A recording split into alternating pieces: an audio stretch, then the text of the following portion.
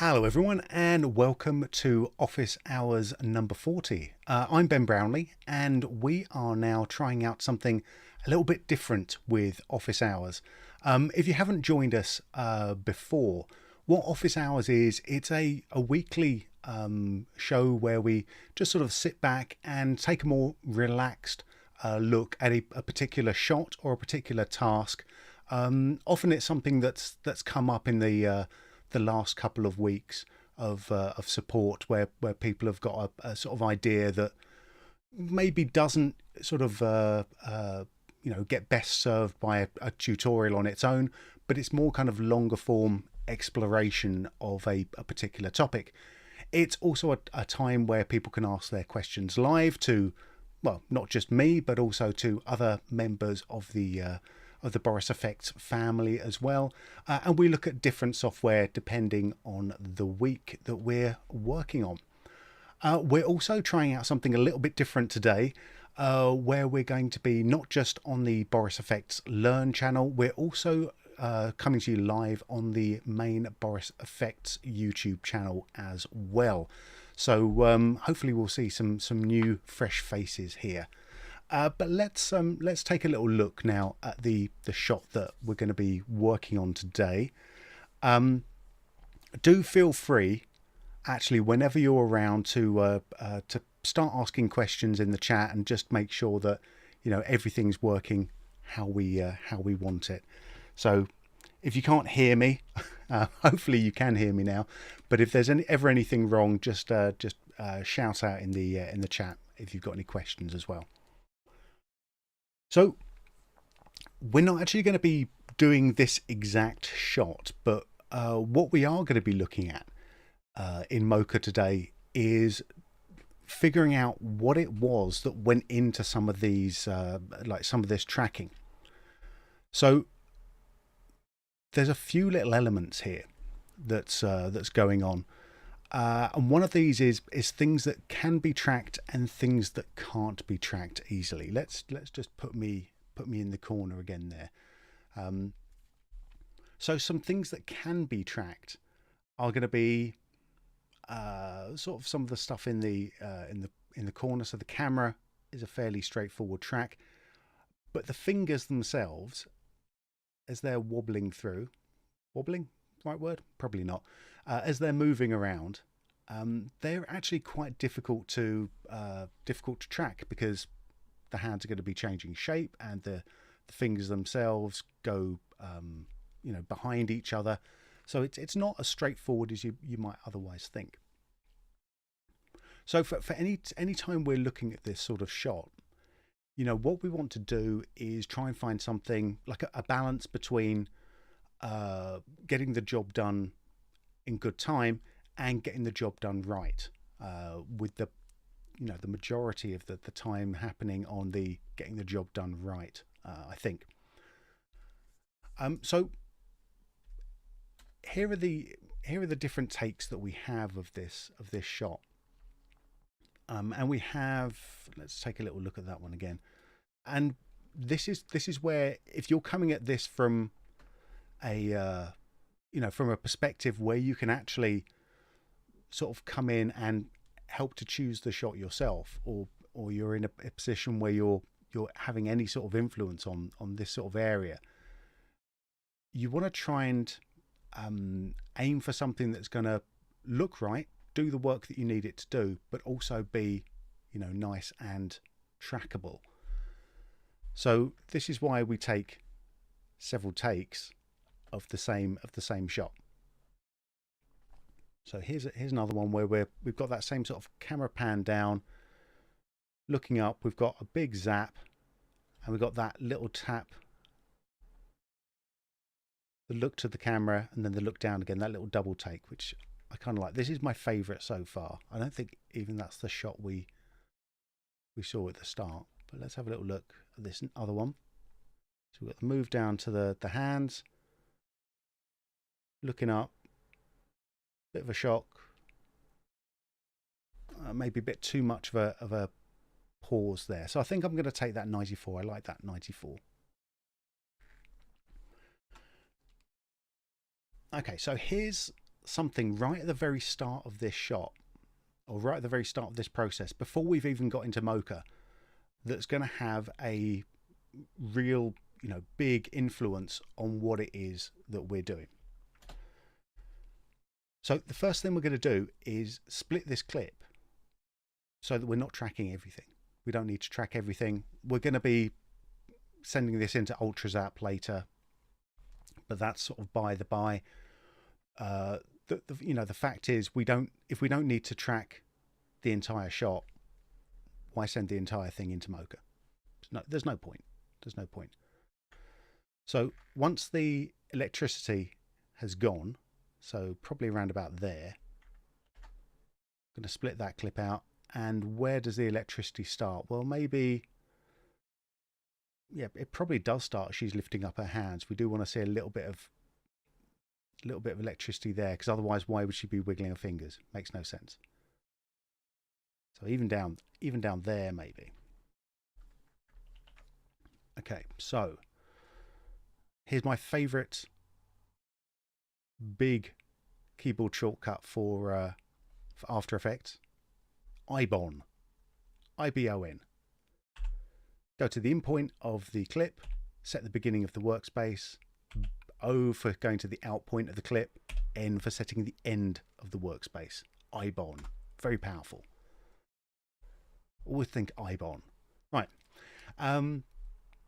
So here's the little bit of the clip that we actually want to track out. I'm going to do something that you should never do now. I'm going to do this on purpose because I want to show you how much of a problem it's going to cause later. Because what we want to do when we've got the part of the clip that we're wanting to track in, we want to pre-compose this. If we don't pre-compose this, we're going to get like a ton of problems later down the line. With tracking data, it's not a huge problem, but if you're using Mocha Pro and you're doing any of the other sorts of, major modules, you could wind up getting yourself in a bit of a tizzy by not pre-composing this. But guess what I'm not going to do? I'm not going to pre-compose this because I want you to see the problems that we're going to get into. Okay, let's go into Mocha.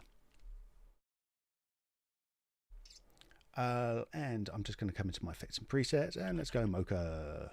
I'm actually only going to use Mocha AE for this because I'm just going to do regular tracking and masking. So we don't need any of the stuff from Mocha Pro. I just want to show you how we can do all of this stuff in Mocha AE. So let's load up Mocha AE. It's going to make everything go really, really big. Let's kind of bring this into the right state again. There we go. This is nothing better than repositioning your software on the fly. There we go. Look at that. Beautiful window. And I'm going to head us into Essentials mode because that's where we're going to do most of my work. In fact, generally speaking, when I'm starting out a shot, I'll always start in Essentials mode because I think it gives me that nice balance between having a big viewer and give me all the tools that I actually need to get the shot done. Okay, so the question is now, how do we track something that isn't always in the screen? And what are we wanting to track? Well, what we're actually wanting to track is a few different things. We're wanting to track the fingers, so we're going to do sort of 2 lines across the ends of the fingers so that when we get zap involved we can start zapping our fingers. And there's a couple of different movements to that. So there's the movement of the camera as the camera goes up, and then there's the movement of the fingers. Can we easily track the movement of the hands? Well, I don't think so. We can't. I mean, look here. We've got fingers crossing each other all over the place. We've got hands going down and not being able to get a nice consistent view of either the the back side of the hand or the palm of the hand. So yeah, it's not going to be great to try to track the hand out there. So instead of doing that, why don't we track something that is going to give us at least one part of that movement, and that part of the movement is going to be the camera. So if we at least take away the movement of the camera, that's going to leave us in a bit better stead. So where do we track then to try and get rid of the camera? I mean, if we try and track, I mean, we've already said we can't track the hands. Let's look somewhere here.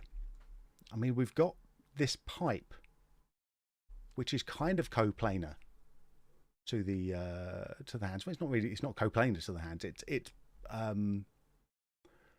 It's the same distance away, I think. So from the camera to where the hands are in focus. So that's something. So maybe we do that. But if we come to the front of the shot, do we actually get enough of that to be able to track? Well, I don't know. Maybe not. Maybe. Only one way to do. Let's try it out. Okay, so I'll make a little simple shape here. Little X spline, and I'm using just the control key to distort that into place. And now got to think, what sort of tracking am I really after here? If we were tracking the pipe, it'd be easy. Tracking the pipe, you'd go with perspective, because it's a flattish surface, it's going to be moving in perspective. But I'm not tracking the pipe, I'm tracking the camera. Or at least, trying to track the movement of the camera. So let's get rid of everything there. And let's start tracking that through. I'll come up and rename that in a second. Let's just track that forwards. I've got a little chat from CERN here, who says, just bought Mocha Pro and been watching tutorials for 2 weeks. I'm still totally lost. Ah, there we go. Perfect. It'll come to you. It'll come to you. The more you watch, the more you kind of experiment with things, the easier it becomes. I promise you. I promise you. I think the main problem I've got with Mocha is that the better I got with Mocha, the more I wanted to do with it. And stuff still started to, I still sort of kept on that sort of plateau of wanting to do more with it and having to find out more stuff. I think that's what makes it interesting to me. And Murray says thank you. No, thank you. Thank you for joining us. All right, so we've got that tracked in. Is that going to be good enough? Maybe. Maybe. I'm going to leave that there. I'll call this one the pipe track. I'm going to show you a different way of doing this, and then we can compare and contrast these two. I think that's probably interesting. I should say another thing about office hours as well. If you're new to this format, these shots are usually shots that I've touched very, very little before, so I'm coming to these, rather fresh. So let's come in here. Another way of sort of tracking this is trying to find sort of coplanar elements that are going to be useful to track out. So if we were over in the over here, so wanted to track something on the clothing, I do have a little bit on the jeans at the bottom there, which is kind of interesting to track, but it does disappear off screen at some points, probably around about there. So here's another way of handling this. So I'm actually going to track this little area down here. I'm making a little doing the elliptical tool, because I think that's one of my little favorite places to start, because even if I'm not going to go for an ellipse, it automatically gives me some little control points on there, so I can sort of shape it how I want it to. Let's just do the translation on this, and I'll track that one backwards as well. And I'm looking and I'm waiting to see if this is going to start going nasty. That seems all right. And then at this point, it's going to start going off screen.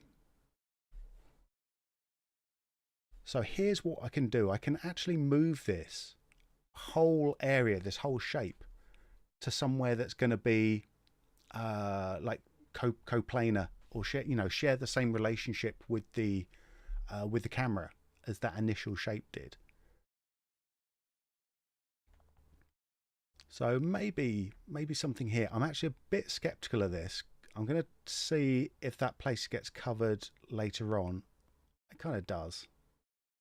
All right. Well, let's see what we can do. Experimenting. So let's just track this forwards now. So you can see as the shape jumps, it's jumping, but it's now staying consistent until the hand covers it and things go horribly wrong. And at that point, I'm going to come back to where it's good. I'm going to add a little keyframe, and I'm going to come to the next frame and then find somewhere else that's going to be, useful to track. And I actually think we're going to end up back here on that pipe, aren't we? We are. There's actually no two ways about it. I think that's going to be the best thing. And then take it back to that last good frame one more time. Track that forwards.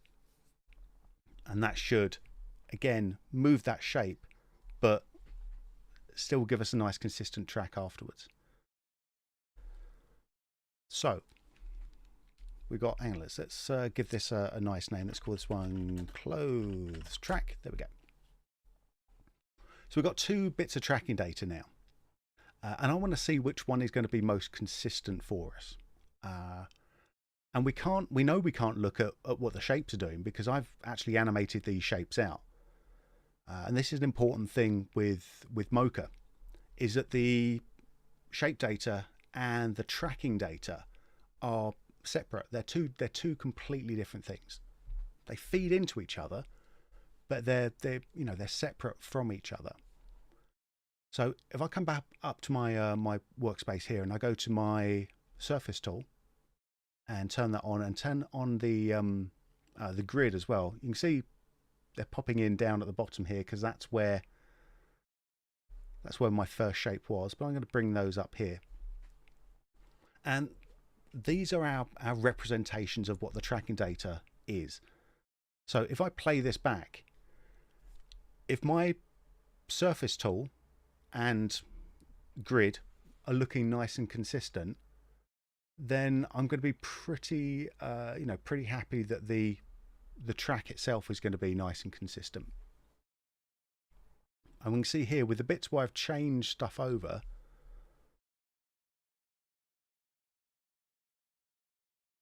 we've got a bit of drift on the clothes, because these two areas aren't exactly coplanar. So look what happens as I play this back. It's going to sort of drift away. It's nice and consistent, but it's not locked on. So I'm going to give that a maybe. I'm not completely sold on that one. We'll do the same thing with the pipe track here. The surface and the grid are already turned on. So let's play that back. Have a little bit of a look on that. And I'm hoping and thinking that that's going to be a lot more consistent, and that's going to be where we're going to base our the rest of our work on. Yeah, happy with that. Now, if there was a time where we couldn't use that pipe track, let's say we had to use that clothes track there, and this can actually happen quite a bit. If you can't get the track that you want, you have to work with the track that you can get. we'll have to do something else. We'll have to use the AdjustTrack to try and help us get involved in this. Before we move on, I just want to say hello to all of the new viewers who are popping in. This is Office Hours. I'm Ben Brownlee, and we're sort of just working through a little shot here that we're going to be taking into to UltraZap in a little bit. Yeah, so if we've got a shot that we can't fix, but we do have, like, I mean, that there is actually fairly consistent tracking. It just kind of slides a little bit out of place, but the track itself is pretty good. In these types of scenarios, this is where we would go into AdjustTrack. AdjustTrack is a way of letting us take tracking data and starting to fix it up a little bit manually. Now, AdjustTrack shouldn't be used if you don't have pretty good tracking to begin with. I see this happen like time and time again, is that especially with people who are sort of joining Mocha fairly recently, like they want to use AdjustTrack to fix dodgy tracks that are jumping around all over the place. I mean, you could do it like that, but you're going to end up not using Mocha to its full extent, and you're going to just be, basically doing manual work, manual keyframing, when you actually could just be better off kind of figuring out a better place to track. But so where something is, where you've got bad tracking data, don't use AdjustTrack. Where you've got tracking data that slips or slides a little bit and consistently, that's when you can use AdjustTrack. And AdjustTrack, I think the easiest place to find it is just by going into classic mode here. So this opens up some of the other modules. Now, because we're in Mocha AE at the moment, all we've got is track and AdjustTrack and the clip, of course. If you're in Mocha Pro, you've got all of the remove, mega plates, all that other fun stuff here. But this is the reason that I'm staying in Mocha AE, is to kind of focus us just on this little bit. So with AdjustTrack, what I want to do is get us into the last good keyframe, or yeah, the last good frame basically. So I'm going to turn off some of this other stuff that we're going, and I'm making sure that my surface itself is on something a little bit visible, which is going to be this button just on the shirt. And then I can head into AdjustTrack, and I'm going to be using the like the new AdjustTrack. I'm not going to be using classic. I only really want to adjust the translation, so I'm just going to hit set points. There we go, and that's going to give me a reference point here. And what I can now do is just move this out until I find, let's move this up as well, until I find the point where this drifts off the most. Hopefully it's going to be before it goes off screen. Yeah, it is. It's going to drift. There is the point of maximum drift. You usually sort of go back a few frames back and forth to try and figure out where it is. But where we find that, the arc of the animation where it drifts off the most, that's where we want it to go. And then I can just move this up here, and we can compare like the reference frame and the current frame. I can even sort of get auto to try to match that up there. That should be all right. And then if we play that back, just take a look at what's happening in the zoom windows. What should be happening is we get like a nice consistent view in this current frame. If it's moving off like it is here, what we want to do is find where it moves off the most, which is there, that frame there, and then we can sort of just add another keyframe. I'm just going to auto it in there, and then hopefully that should fix us pretty much where we need to go. Let's maybe move us there a little bit. I want to add as few keyframes as possible, because the more keyframes we add, the more kind of jitter we could put into the image if it's not the right one.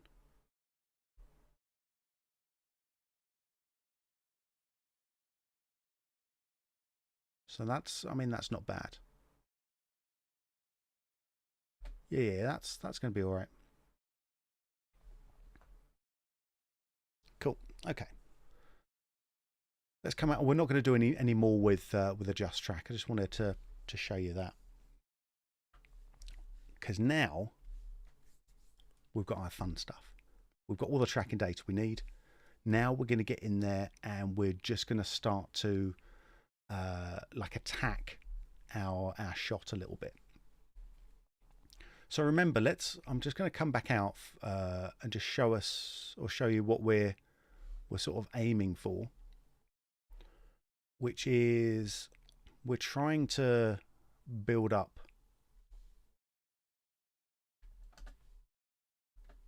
some little zaps across the fingers. Boom, boom, boom. And all of these zaps are being controlled by Mocha splines in UltraZap. So we need to just come in and we need to sort of build up our finger splines. There we go. Cool. So back into Mocha. Remember, this is wrong. Okay, this is wrong. Bear with me for another, I'd say another 20 minutes, and you'll find out how badly wrong that is set up and what we can do to fix it. I think that's probably the most important bit. Yeah, knowing something's wrong is like, yeah, it's useful. I mean, knowing how to fix it is more useful. All right, okay, so let's pop us back up here somewhere, shall we? Where we can see all 5 fingers. And we're going to start tackling this right hand. And let's create a new spline on this. I'm going to use the X spline tool, X spline layer tool, and I'm going to go 1, 2, 3, 4, 5 right on the ends of her fingers. Right click to close that shape off, and we don't want this as a closed spline. We're not doing masking with it. We're going to be having this as a nice free flowing open spline. Let's just right click on one of the corners again, on one of the points, and go spline, open spline. There we go. And let's just place those exactly where we need them to be. That's good. All right. Let's call this one hand right, and we'll call this, it's going to be the mask, isn't it? Hand right mask. Yeah, we're probably going to, if we have time later on, we're going to do spline masks for all the fingers as well, I think. But let's see how we get on with this. Cool. Okay, so we've got all the tracking data that we want. So now let's use that to actually help with our hand mask. So if I was just wanting to go with the pipe track, the one that is actually pretty good, I still come down to my pipe track. Oh, there's a couple of things are coming in. Agos Riadi, left is her finger perspective. Yes, I'm calling this the hand right mask because it's screen right. I always look at these things from the screen perspective. Some people, probably more sensible than me, will actually write hand SR mask, so they'll go screen right mask. And hello Randy as well, nice you could join us. Yeah, so once we've got the mask there and we've linked it to the pipe track, most of the work is going to be done for us on that. So like it's taking out not the finger movement. Finger movement's still going to be a pain, or not a pain. It's going to be fun. It's going to be a pain. So the finger movement's still going to be the main thing that we're going to be working with. But the the main movement of the camera is going to be cancelled out. So that's fine. If on the other hand we were going to go and link this to the clothes track, the other one that wasn't quite as successful, let's have a little look at this. So this is sort of doing it, but you can see it's drifting. Yeah. And that's weird because we fixed that drifting with the AdjustTrack, and yet it still looks like it's drifting. Okay, here's something that's a little bit hidden when you're in the Essentials workspace, simply because it's kind of one of those things that you're not gonna need all the time if you're just doing sort of the basic work. So all of that stuff that is one step beyond gets hidden away in another tab, and we're going to go into layer properties now. So if we take a look at layer properties, we have things like the blending modes and all that sort of stuff. Not interested in that at all. We're not interested in the insert clip either. Boom. What we are interested in is this link to track.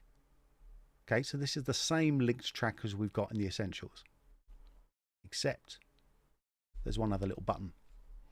There's a little button that says adjusted, and what that does is you've got two eyes, yeah? I want you to look at two things at the same time. I think I might just do this a couple of times. I want you to take a look at what happens to this shape here when I turn on adjusted. So I'm turning on adjusted, and it's moving just that little bit, yeah? So with adjusted turned off, it's just using the regular tracked frame. With adjusted turned on, it's using the link to the track with the AdjustTrack that we've got on there. So if you've used AdjustTrack to help out your tracking, and you're linking other layers to it, remember to pop into the layer properties and turn on adjusted. Otherwise, all that lovely work you've done is going to be for nothing. So yeah, it's don't do that. But having said all of that, I actually think the pipe track is our best bet here. So I'm going to come in and I'm going to do that. I'm going to use that. Okay, so here's where we're going to have to do a bit of work.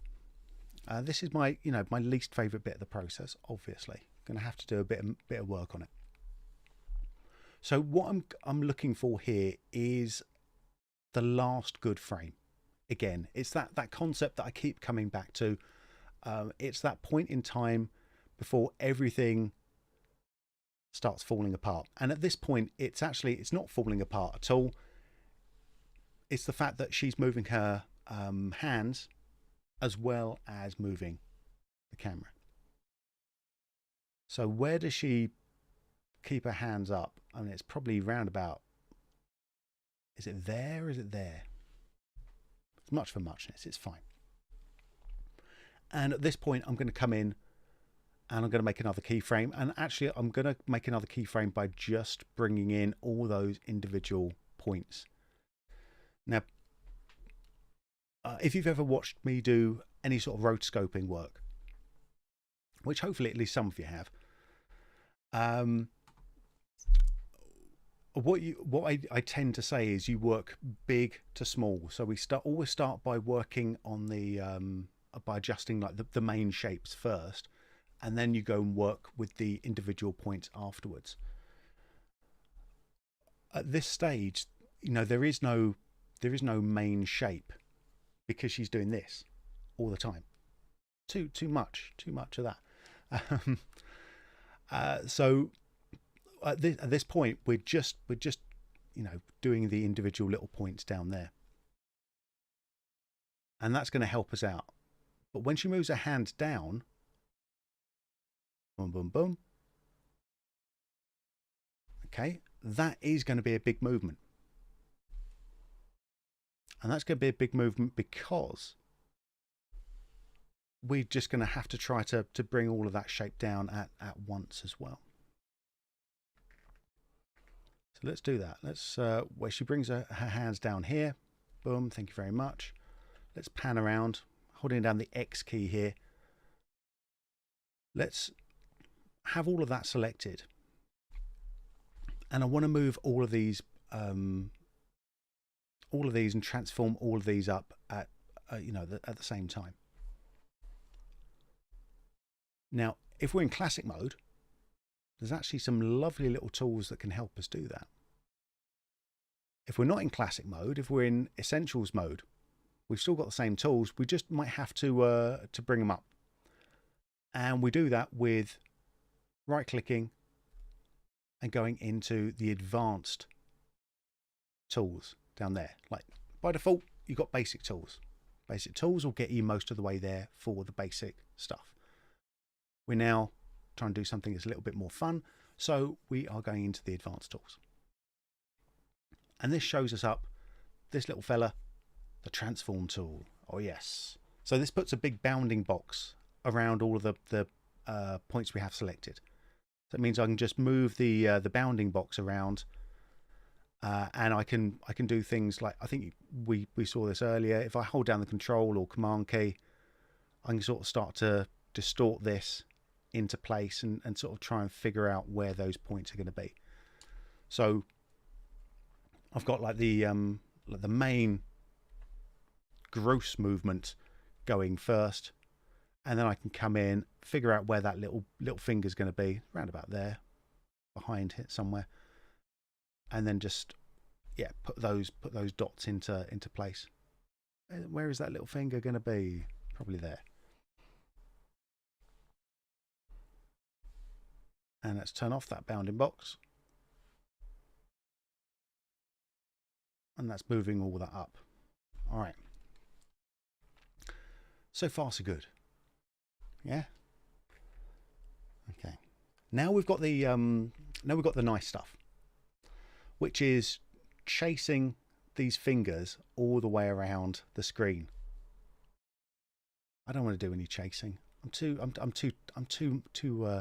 I was going to say I'm too tired for chasing. I've been doing this for like half an hour. No, I'm too wise. There we go. I'm too wise to do any chasing. So I want to show you one other little thing that you might not see if you're only working in the Essentials workspace. And that's this little fella, which is the quick stabilize. So if we go into the view menu and you go into stabilize, we have this little quick stabilize thing here. And by default, it's set to the selected layer. So it's going to stabilize around whichever layer you're working on, or you could sort of like hand pick a layer you want. I'm happy with it being on the layer that I'm working on. I'm just going to hit stabilize here. And now when I move around, let's actually, come on, Ben, let's do this. Let's do this the right way. Have that stabilized on my pipe track. Thank you very much. And now hopefully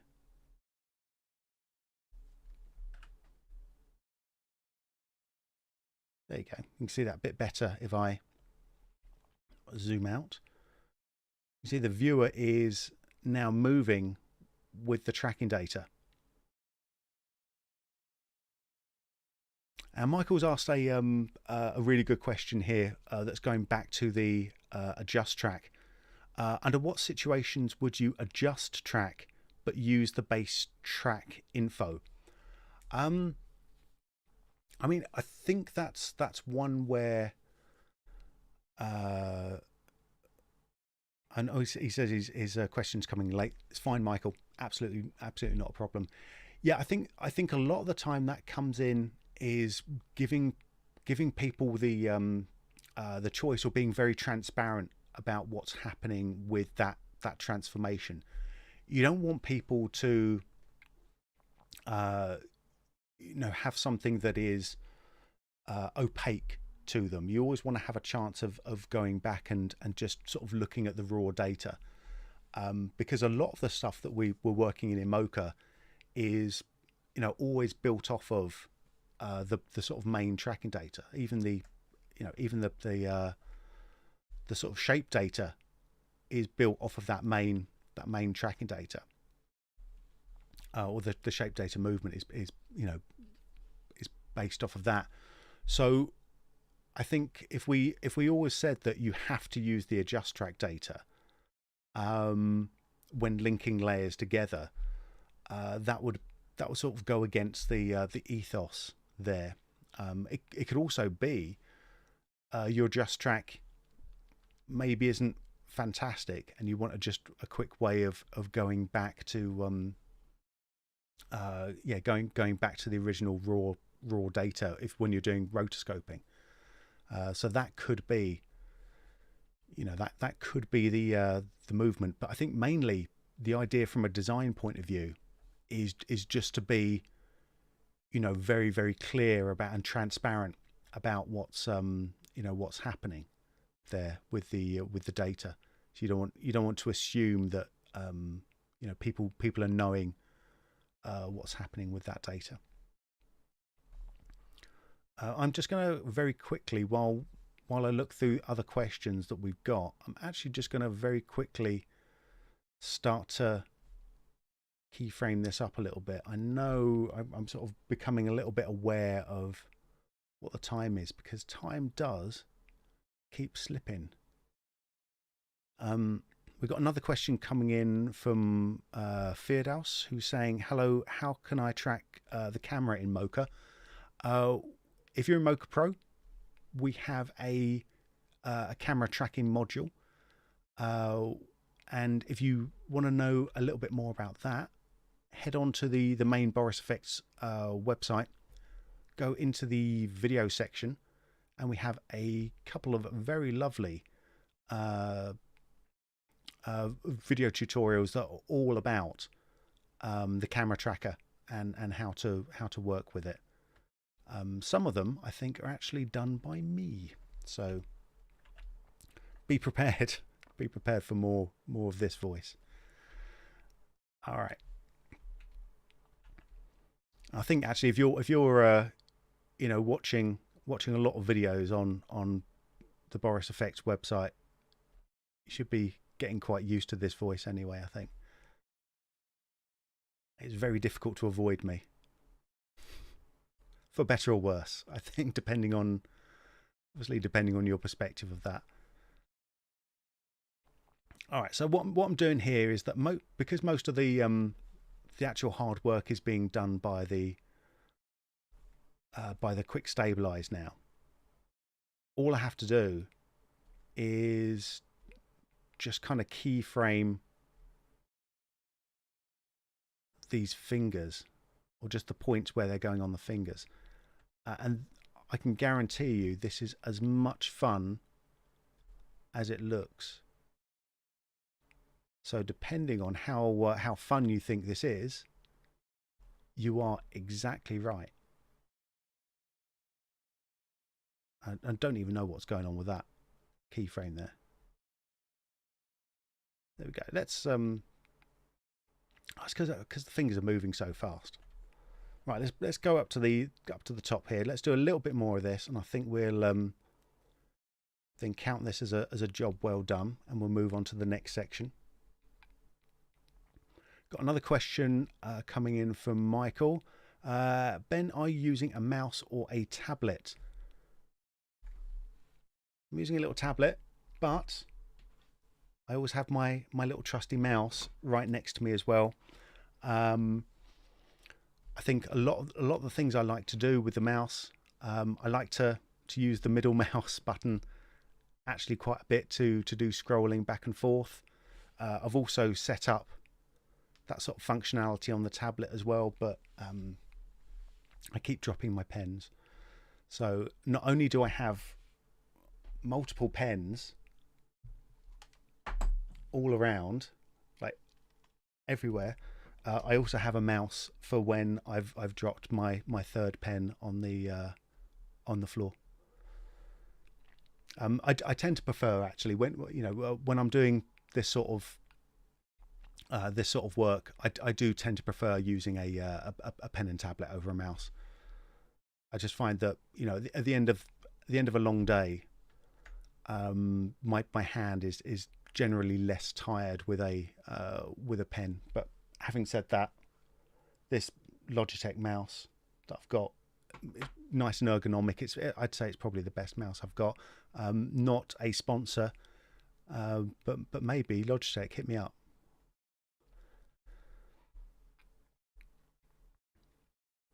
Wacom, they're also not a sponsor, but again, hit me up. I need more pens. It's ridiculous. It's actually ridiculous. A grown man should not be as clumsy as I am. All right. Okay, so let's take a little look through here. Let's just play that back. I'll turn off the stabilize in a sec. Yeah, we're getting the idea. We're getting the idea. It's not completely done. We've got the idea. Let's turn off the quick stabilize. I can hit asterisk on my keyboard, on the number pad, and we can see, yeah, that's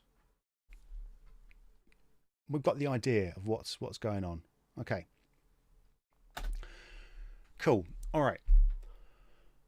So we've been tracking this and doing all of our work so far in Mocha AE. So the free version of Mocha that comes with After Effects. Now there's nothing to stop us from taking this project, exporting it out and opening it up in any other, wherever actually we find Mocha. And we find Mocha blooming everywhere at the moment. So whether you're wanting to transfer a project from Mocha AE to Mocha Pro, or as we're going to do now, from Mocha into the Mocha that is built into Sapphire or Continuum plugins, we're going to do the same thing. We're going to do everything exactly the same. So I'm going to go up to File, and instead of just saving the project, which saves it within our project, or within our on our layer, our After Effects project, I'm going to export this project out, and I'm going to find a sensible place for this. We come into training. Let's come into office hours. Let's actually not just call this Mocha. Let's call this one Mocha Projects. Thank you very much. And I will call this one AdjustTrack 01, because it's a little bit of a work in progress. Right, so we'll call this one AdjustTrack 01, and let's save that out. I'm going to exit out of here. Everyone's happy. Cool. And let's come in and bring in UltraZap, or UltraZap, and let's bring this onto my clip here. Okay, so UltraZap, if people haven't worked with Sapphire before, yeah, UltraZap is just, it's a nice little zappy little electricity effect. In fact, I'm gonna load up a preset here. While it's thinking about what presets, I'm gonna do my very clever fill the screen. There we go. And we've got a variety of different presets we can go from. It doesn't really matter about what presets are at the moment. I'm actually just going to go with, I think, with the full reset. Am I going to go with a full reset? Yeah, let's do that. Just so we can see what's happening. I'll change that up in a little bit. So yeah, the full reset is just, it just gives us a little stroke effect, which is cool. And we can change our mode now from UltraZap to UltraZap Mocha, but that's not really going to do anything. Everything's just going to disappear. And the reason for that is that we haven't got a Mocha project. Let's go in, bring this back in. I wonder why this is the wrong size. There we go. Anyway, so this is Mocha again, but if you take a look in the top left hand corner, it's Sapphire Mocha. So it's the version of Mocha that is built directly into Sapphire. I can now merge my project. Let's find my project there, the Mocha project we just did. Open that up. And look at this. Hey, everything looks great. It's all cool, isn't it? Everything's good. Everything's great. Okay, I'm going to save that. Now, if you've only just joined us, right at the beginning of the process of the stream here, I said I was going to do a big mistake, and we were only going to feel it a little bit later. Well, everyone, later has happened.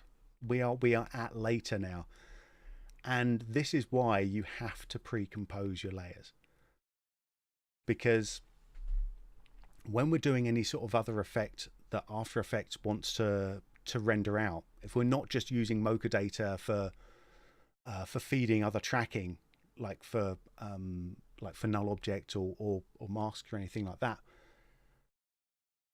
After Effects has a lovely little habit of not quite matching up the time of the Mocha project to the actual clip project. And it's a fun one.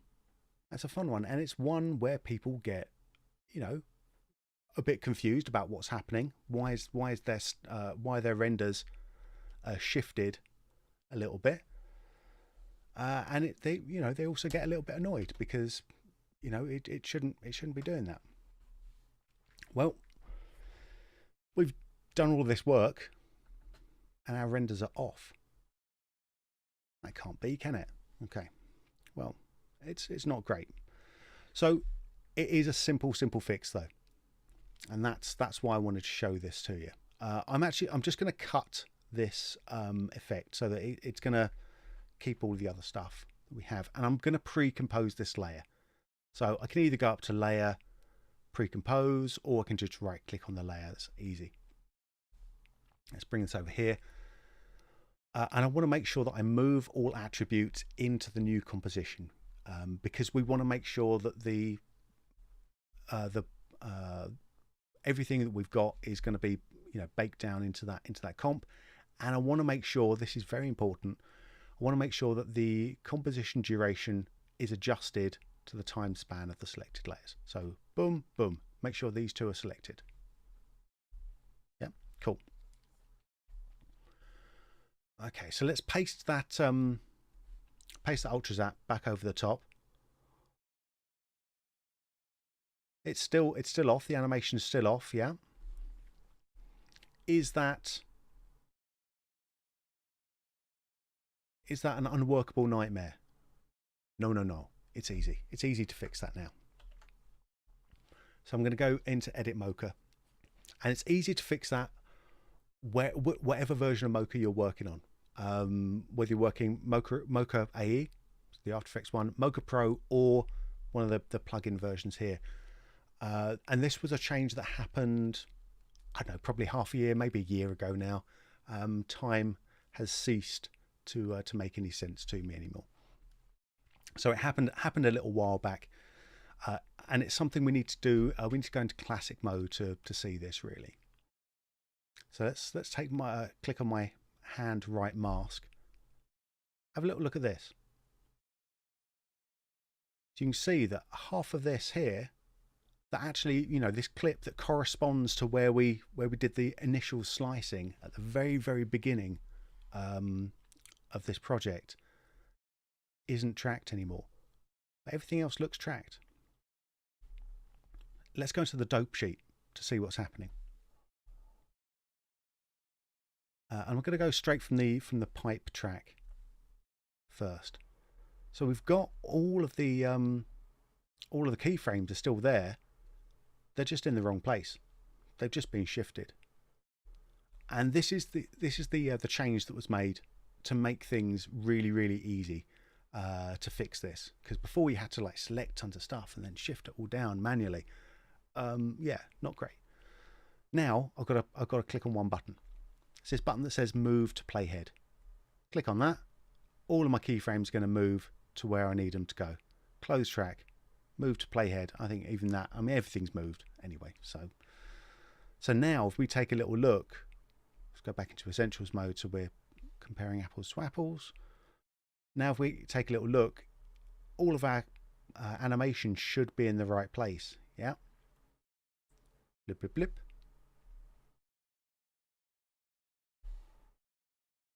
So let's come back out, save that, X out of there. Let's do a quick RAM preview. And at some point, you know, where I've actually done the animating, you'll be able to see. So about halfway through. Okay, maybe let's drop us down to a third render quality, so we can render everything out. I always, you know, work in 4K or above on these streams. There's no reason for it. It's just forgetfulness. But yeah, now you can see that all of our animation actually stays in place where it's meant to. So that's kind of nice. And at this point, I can come in, I can change that preset to something else, maybe something a little bit zappier. Mad Scientist, that's pretty good. I like that. Yeah, all right, fine, fair enough. Change that to Mocha, UltraZap Mocha. Change the composite mode to screen. And hopefully,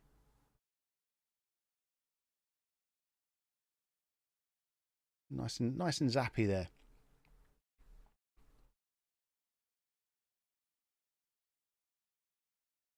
I mean, it's got a little bit of I think it's the curve amplitude or one of these things that's auto animating that's sending it a bit weird, but you get the idea of what's happening. We can sort of animate this up a little bit. Take this around, bolt length a little bit. Let's change the animation up.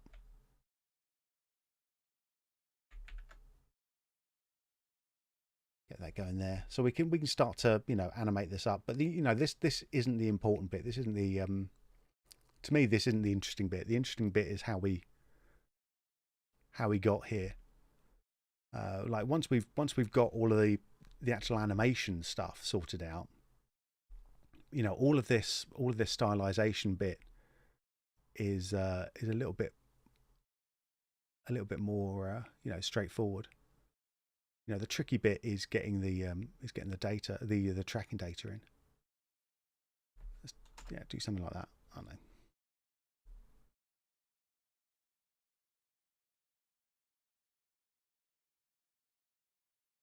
I'm going to turn that off, animate it all up, do loads of fun stuff with it.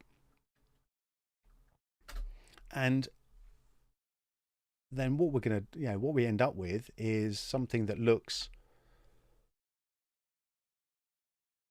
a little bit like this. Hang on, it was just the oh yeah, that's the bolt that's grounding to the pipe. It's the other reason to do the pipe. Yeah, we end up with something that looks a little bit sort of ultra zappy like that. And I'm going to take this idea and I'm going to start to build on this outside of the office hours, and actually sort of, yeah, make a final little effect. If you'd like to see the sort of the end tutorial on that, because I think we're gonna sort of break this down into different bits.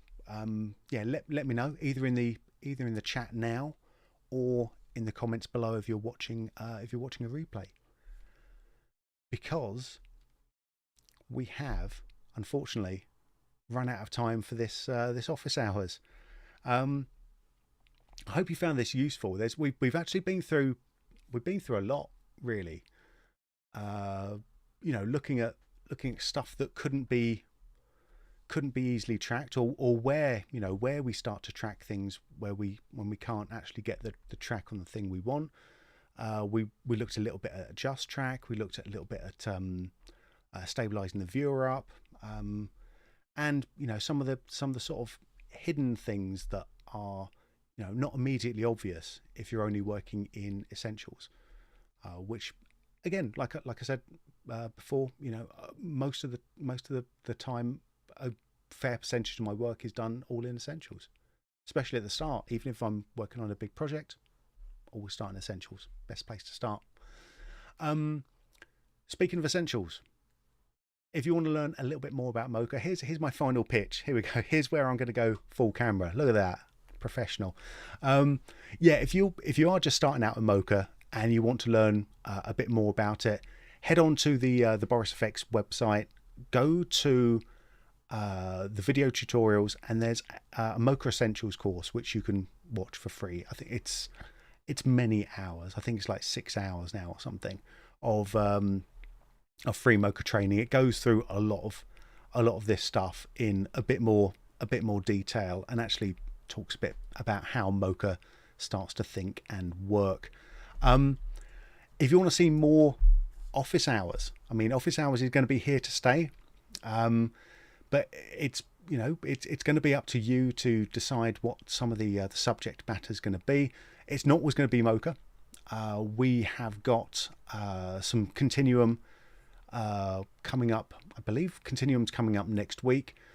We've also, got all of the Sapphire and Silhouette and Optics as well popping through. If you are on the Boris FX Learn channel, then you will see you can go through and actually watch some of the older office hours. But if you're brand new, because this is the first one that is also on the main Boris FX channel as well, let us know what you would like to see and what sort of topics you'd like covered. So it's very much a two-way street.